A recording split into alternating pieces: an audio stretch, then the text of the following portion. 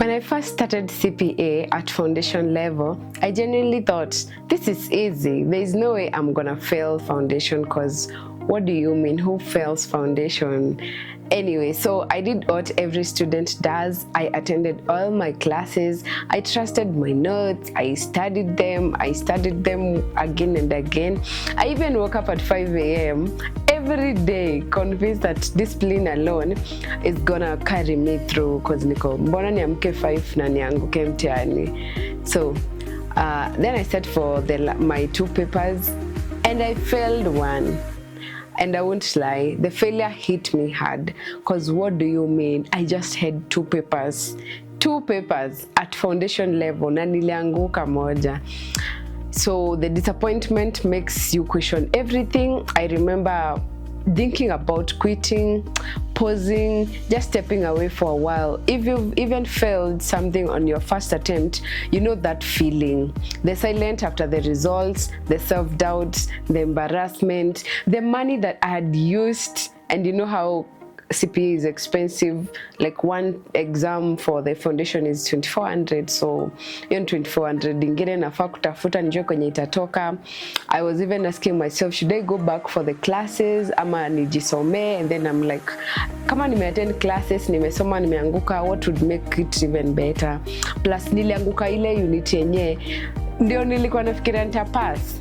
So I had no other thing to do, but I just did what I had to do. Hi, my name is Maureen. I'm a procurement graduate and a CPA student. I decided to start this channel to share my experiences, any tips that I got, the challenges that I face, and looking for a community to work with in this journey of my CPA. After sitting with the disappointment, I did something that changed everything. I stopped asking, did I work hard? Because the answer was yes. Kuamka kila asubuhi sio mchezo. So instead, I asked myself, does my system make sense? I realized something uncomfortable. My brain was full of notes, but it had no structure. I knew content, but I didn't know how to turn it into answers.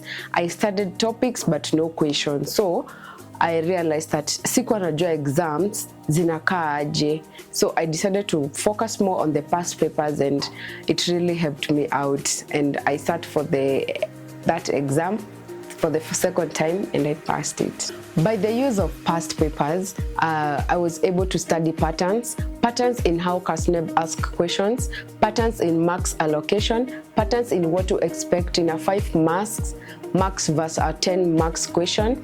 Before, I used to just read notes and hope the exams would match what I've read.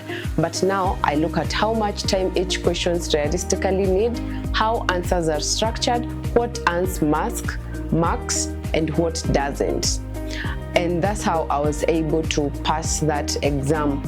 And apart from that, I went ahead and looked for past papers with answers, structured with answers. You buy those ones from websites, and then now I was able to do the question and see how the question is supposed to follow, so that I would know that's how I knew how the marks are allocated, and I was able to understand and pass my exam.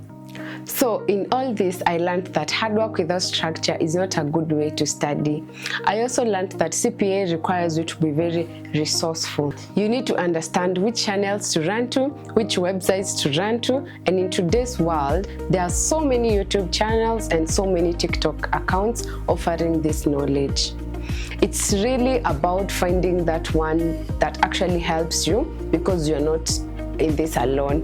You need a community, and that's why if you're here for the first time, or if you found this video helpful, I want you to feel welcome to my community. This is a space where we share real experiences, the problems we have faced, the challenges we've gone through, how we overcame them, how we are still overcoming, and even how we manage to stay emotionally sane in this madness that is CPA. Because CPA requires a very high level of emotional tolerance.